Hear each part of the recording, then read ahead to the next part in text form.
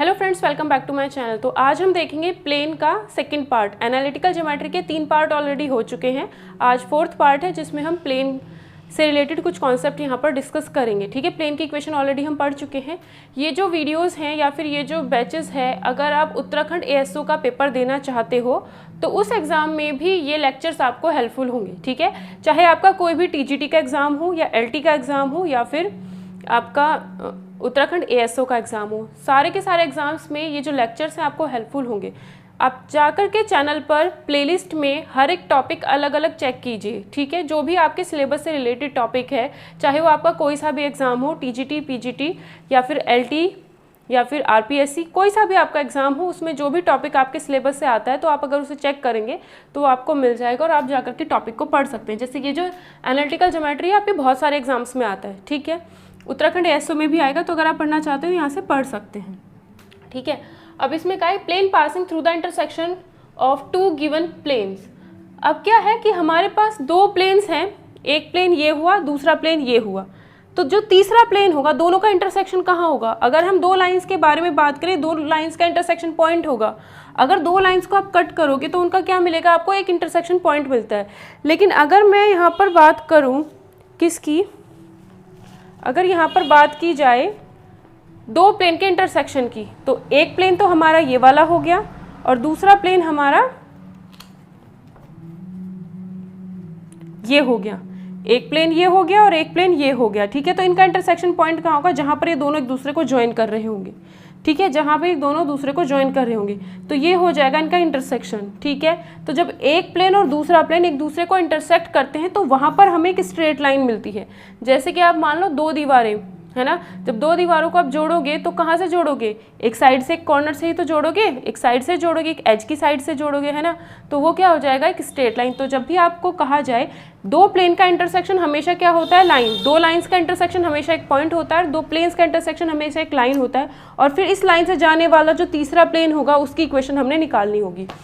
ठीक है, वीडियो पसंद आती तो अगर आप चाहते हो कि ऐसी वीडियोस आपको और मिलती रहें तो प्लीज़ वीडियो को लाइक और कमेंट और ज़्यादा से ज़्यादा शेयर ज़रूर किया करो। ठीक है, इसमें क्या है, plane passes through the intersection of 2 given planes, तो इतना हमें पता चल चुका है। अब देखो, अगर प्लेन 1 की जो हमने 2 इक्वेशन पढ़ी थी, वेक्टर इक्वेशन और Cartesian equation, vector equation plane 1 और प्लेन 2 की हमने क्या मानी है? जब 2 प्लेन्स है, दोनों के नॉर्मल और दोनों की ओरिजिन से जो डिस्टेंसेस होंगी वो अलग अलग होंगी, उसी वजह से हमने N1 N2 D1 D2 इसको मान लिया। ठीक है, प्लेन 1 की इक्वेशन हो जाएगी R dot N cap N1 cap equal to D1, plane 2 की equation R dot N2 cap is equals to D2। ठीक है, जब तो हमें 2 प्लेन के इंटरसेक्शन से पास होने वाला तीसरा प्लेन अगर बताना है तो उसकी इक्वेशन कैसे लिखनी है? R डॉट N1 कैप, ये D1 इधर लेके चले जाओ तो माइनस में आ जाएगा, तो ये फर्स्ट इक्वेशन हमने ये लिखा, plus lambda into second equation में D2 को इधर लिख लो, D2 को इधर लिख लिया, और दिस इज इक्वल्स टू 0। ठीक है, फर्स्ट इक्वेशन सेकेंड इक्वेशन में लैम्डा से मल्टीप्लाई करके लिखना है, D1 और D2 इधर ही लिखने हैं लेफ्ट साइड में ही। ठीक है, तो ये हमारी आ जाती है तीसरे प्लेन की इक्वेशन जो इन दोनों प्लेन के इंटरसेक्शन से पास हो रहा है। ठीक है, वेक्टर फॉर्म में इस टाइप से होगा। कार्टेशियन प्लेन में किसी भी प्लेन की इक्वेशन क्या होती है? कार्टेशियन फॉर्म में किसी भी प्लेन की इक्वेशन क्या होती है? A1x plus B1y plus C1z plus D1 equals to 0।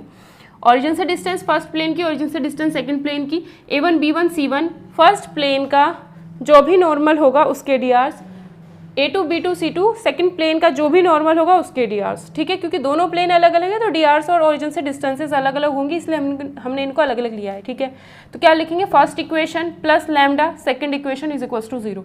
तो इस तरीके से हम लिख सकते हैं कि 2 प्लेन के इंटरसेक्शन से पास होने वाले प्लेन की जो भी इक्वेशन होगी ऐसे लिखनी है। नेक्स्ट कॉन्सेप्ट देखते हैं, कोप्लेनिटी ऑफ 2 लाइन्स। मतलब 2 लाइन जो होंगी एक ही प्लेन में होंगी। जैसे इस बोर्ड के ऊपर मैंने ये लाइन और ये लाइन बना रखी है ना, तो जब 2 लाइंस एक ही प्लेन में होती हैं तो उन्हें कहते हैं कोप्लेनर, यानी सेम प्लेन के अंदर वो होंगी। ठीक है, फर्स्ट लाइन की वेक्टर इक्वेशन ये है, सेकंड लाइन की वेक्टर इक्वेशन ये है, तो करना क्या है? कंडीशन फॉर कोप्लेनरिटी क्या हो जाएगी? A2 minus A1 dot product B1 cross B2 is equals to, अगर 0 आ जाता है, ये चीज़ आपने चेक करनी है, अगर 0 आ जाता है तो कोप्लेनरिटी की कंडीशन हो जाएगी। ठीक है, कार्टेशियन इक्वेशन में क्या होता है आपको पता है? x2 सेकंड वाली लाइन का वो पॉइंट होगा जो उस लाइन के ऊपर होगा। ठीक है, सेकंड लाइन से सेकंड लाइन के ऊपर जो पॉइंट होगा वो x2 y2 z2 होगा, फर्स्ट लाइन के ऊपर जो पॉइंट होगा x1 y1 z1 होगा। तो ये चीज़ करनी है। फर्स्ट लाइन के डी आर्स और सेकेंड लाइन के डी आर्स हमें ये लिखने इज इक्वल्स टू 0। अगर ये कंडीशन आ जाती है तो हम कह सकते हैं कि जो लाइन है हमारी दोनों की दोनों कोप्लेनर हैं, दैट मीन्स एक ही प्लेन में वो होंगी। ठीक है, अब एक क्वेश्चन है check whether the lines are coplanar और नोट। इस पर एग्जाम में यूपी टीजीटी में काफ़ी क्वेश्चन आते हैं इसी कॉन्सेप्ट के ऊपर। ठीक है, के ऊपर डिपेंड करता है कि चाहे आप कार्टेशियन इक्वेशन याद करो चाहे आप वेक्टर इक्वेशन याद करो, मेन चीज़ आपको डिटर्मिनेंट फाइंड करनी है। डिटर्मिनेंट वाला यानी कार्टेशियन इक्वेशन है वो आसानी से याद रहती है, बस आपको पता होना चाहिए पॉइंट कहाँ है और a1 b1 c1 कहाँ है। तो इस इक्वेशन को हम कैसे लिख सकते हैं, x minus -3 upon -3 is equals to y minus 1 upon 1, x minus x1 इस फॉर्म में कन्वर्ट करना तो x का कोफिशिएंट 1 होना चाहिए, y का भी 1 होना चाहिए, z minus 5 z minus z1 upon 5। ठीक है, दूसरी इक्वेशन क्या है हमारी, x माइनस -1 लिख सकते हैं अपॉन में -1, y माइनस 2/2 और z माइनस 5/5 ही है ये भी। ठीक है, तो इनका क्या निकालना है, हमें बताना है कि दोनों लाइन एक प्लेन में है या नहीं। तो क्या करना है, सिंपल आपको -1 माइनस -3, ठीक है, 2 माइनस 1 5 z माइनस 5 है, 5 माइनस 5 दैट इज 0। ठीक है, फिर क्या लिखना है नेक्स्ट रो में -3 1 5, फिर नेक्स्ट रो में -1 2 5। बस ये चीज़ आपने चेक करनी है। ठीक है, अगर आपको वेक्टर इक्वेशन भी दे रखी होगी तो उसमें आपको पहचाना है a2 a1 कौन है, a2 माइनस a1 यही सब लिखना है। ठीक है, और जो उसमें फर्स्ट लाइन के और सेकंड लाइन के जो वेक्टर b1 और b2 है, वेक्टर b1 से ये चीज़ बन जाती है, वेक्टर b2 से ये चीज़ बन जाती है। ठीक, तो ये हमने लिखनी है। थोड़ी सी मेहनत तो खुद करनी पड़ेगी, अगर सिर्फ यूट्यूब वीडियो से ही आप सोचते हो काम हो जाएगा। ठीक है, तो क्या है यहाँ पर -1 + 3 कितना हो जाएगा, 2 2 माइनस 1 1 0, -3 1 5 -1 2 5। अब बस इसकी डिटर्मिनेंट फाइंड करनी है तो डिटर्मिनेंट फाइंड कर लेते हैं। 2 क्या आएगा, 5 माइनस 10 यानी कि माइनस का 5, -1 तो क्या होगा -15 + 5 + 0। ठीक है, ये आएगा -10, ये आएगा -1 इंटू -10 यानी कि ये हो जाएगा हमारा +10। तो ये कितना आता है, 0 ही आ जाता है। इसका मतलब है जो दोनों लाइन्स थी वो कैसी है, सेम प्लेन में है, दैट मीन्स कोप्लेनर लाइन है। ठीक है, मैं सिर्फ यहाँ पर वीडियोस में जितना मुझसे पॉसिबल इंपॉर्टेंट चीज़ें होंगी वो मैं यहाँ पर कराऊंगी। Angle between two planes, angle दो प्लेन्स के बीच में वही होता है जो उनके नॉर्मल्स के बीच में होता है। दैट मीन्स आप ये समझो एक प्लेन हमारा ये है, एक प्लेन हमारा बोर्ड है। ठीक है, दोनों क्या रखे हैं, अभी मैंने फिलहाल 90 डिग्री यानी परपेंडिकुलर यानी लंबवत रखे हैं। ठीक है, तो इसका नॉर्मल ये होगा, ठीक, और इसका नॉर्मल ये होगा, तो दोनों क्या होंगे, दोनों के नॉर्मल के बीच में भी 90 डिग्री का एंगल ही बनेगा। तो वही चीज़ है, जब आप दो प्लेन्स रखोगे तो उनके बीच में अगर ये दो प्लेन्स हैं, ये दो प्लेन्स इस तरीके से हैं, तो दोनों के जो नॉर्मल्स बनाए जाएंगे उनके बीच में भी जो होगा सेम एंगल होगा, जो दोनों के नॉर्मल्स के बीच में जो एंगल है वही उनके प्लेन्स के बीच में एंगल होता है। तो दोनों के जो नॉर्मल्स हैं वो एक लाइन ही तो है भाई, जो दोनों के नॉर्मल्स हैं वो क्या है, लाइन ही है। तो यानी उन दोनों के जो नॉर्मल्स, मान लो एक नॉर्मल आपका ये हो गया और एक नॉर्मल, समझो कैसे है, एक मिनट, हाँ देखो, एक नॉर्मल ये हो गया, इस प्लेन का नॉर्मल ये, और जो यहाँ पर ऐसे प्लेन था उसका नॉर्मल हो गया ये। तो ये दोनों क्या है, लाइन्स ही तो हैं। और लाइन्स के बीच में जब हम एंगल्स निकालते थे तो हमने वही फॉर्मूला यूज़ किया था जो हम ये वाला करते हैं कि लाइन्स के हमें डी आर्स पता होने चाहिए। ये a1 b1 c1 a2 b2 c2 क्या है, नॉर्मल के डी आर्स, नॉर्मल क्या है, लाइन है। तो हमें क्या पता है, a1 b1 c1 पहले वाले नॉर्मल के D R, a2 b2 c2 दूसरे नॉर्मल के डी आर अगर कार्टेशियन फॉर्म में है।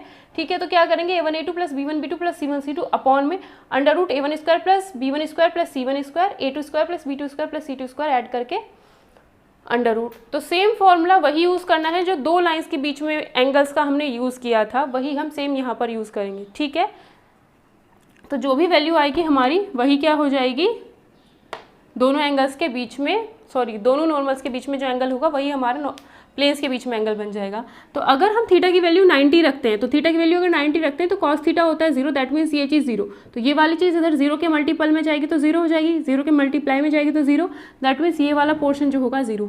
अगर दो प्लेन्स परपेंडिकुलर हैं तो उस केस में कंडीशन क्या होती है, a1 a2 + b1 b2 + c1 c2 = 0। जब दो लाइंस परपेंडिकुलर थी तब भी सेम यही कंडीशन थी। ठीक है, जब दो लाइंस पैरेलल थी तो यही कंडीशन थी। ठीक है, अगर थीटा इक्वल्स टू 0 रखोगे तो अब क्या मिलेगा, a1/a2 equals to b1/b2 equals to c1/c2, that means दोनों जो नॉर्मल्स हैं वो पैरेलल हैं। एक प्लेन ऐसे, दूसरा प्लेन भी ऐसे है, इसका नॉर्मल ऐसे जाएगा और इस वाले प्लेन का नॉर्मल ऐसे, तो दोनों के जो नॉर्मल हो जाएंगे क्या हो जाएंगे, एक दूसरे के पैरेलल है, तो ये कंडीशन यूज़ करनी है। ठीक है, वही है जैसा हमने फॉर्मूला दो लाइंस के एंगल्स के बीच के लिए सॉल्व किया था, सेम वही चीज़ यहाँ पर है। अब अगर आपको वेक्टर फॉर्म में दिया हो, वेक्टर फॉर्म में प्लेन की इक्वेशन ये होती है, काम किसका है, जब आप प्लेन्स के बीच में एंगल निकालोगे तो नॉर्मल्स की जब आप प्लेन के बीच में एंगल निकालोगे तो नॉर्मल्स का एंगल निकालना है। नॉर्मल मतलब लाइन यानी नॉर्मल है, तो क्या करेंगे, n1 n2 का यूज़ होगा। तो यहाँ पर तो यूनिट लिखा हुआ है, यहाँ पर यूनिट वेक्टर हमने यूज़ किया है। मतलब यूनिट वेक्टर कैसे निकालते हैं, जब ये चीज़ को इस चीज़ से डिवाइड कर दिया जाता है, मतलब जैसे 2i + 3j + 1k है, तो इसका यूनिट नॉर्मल निकालना है, तो अंडर रूट में 4 + 9 + 1, इसका स्क्वायर को रख दिया जाता है, तो यूनिट नॉर्मल। हमें n कैप की वैल्यू तो है ये, और अगर n वेक्टर आपसे कहा जाए तो होगा ये। ठीक है, तो वही काम है, जब यहाँ पर आप यूज़ करोगे तो आपको n कैप नहीं, सिर्फ n वेक्टर यूज़ करना है। n1.n2 अपॉन में magnitude of n1 dot magnitude of n1 into magnitude of n2 लिखना है। ठीक है, तो ये हो जाएगा हमारा ये हो जाएगा हमारा दो प्लेन्स के बीच में एंगल का फॉर्मूला। ठीक है, अगर थीटा इक्वल्स टू 90 है तो थीटा की वैल्यू 90 रखोगे तो cos 90 0 होता है 0, ये चीज़ इधर जाके 0 हो जाएगी, तो n1.n2 आएगा।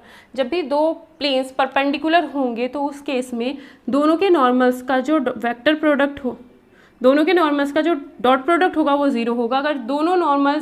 अगर दोनों प्लेन पैरेलल हैं तो उनके जो दोनों के नॉर्मल के डीआर्स होंगे वो सेम ही होंगे। अगर दोनों पैरेलल हैं तो उनके जो नॉर्मल के डीआर्स या फिर दोनों के लिए जो नॉर्मल वेक्टर होगा, वो कहने का मतलब ये है, अगर पहले वाले प्लेन का नॉर्मल ये वेक्टर है तो दूसरे वाले प्लेन का नॉर्मल का जो वेक्टर होगा वो आपका k इंटू समथिंग ये हो जाएगा। ठीक है, या फिर लैम्डा मान लो या फिर a मान लो, a इंटू समथिंग ये, मतलब ये दोनों या तो प्रोपोर्शनल हो या फिर बिल्कुल सेम हो, तो n1 इज पैरेलल n2 होगा, तो थीटा की वैल्यू आप 0 पुट कर सकते हो। ठीक है, ये भी आप 0 पुट करोगे। ठीक है, या फिर ये दोनों अगर दोनों नॉर्मल अगर बराबर है तो 2 3 1 दोनों सेम ही चीज़ होंगी, या तो दोनों वेक्टर एक दूसरे के प्रोपोर्शनल होंगे या बिल्कुल ही सेम होंगे, तो उस चीज़ से हम पहचान सकते हैं कि दोनों का नॉर्मल जो है वो सेम ही है। ठीक है, इसका जो भी कॉन्सेप्ट है वो मैंने यहाँ बता दिया। अगर आप इक्वेशंस के बारे में जानते हो, वेक्टर और कार्टेशियन इक्वेशन जो फर्स्ट और सेकेंड लेक्चर्स में, मतलब प्लेन के और लाइन के लेक्चर्स में पढ़ाई गई थी, अगर वो बहुत अच्छे से आपको क्लियर है तो इनसे रिलेटेड क्वेश्चंस आप खुद भी कर सकते हो।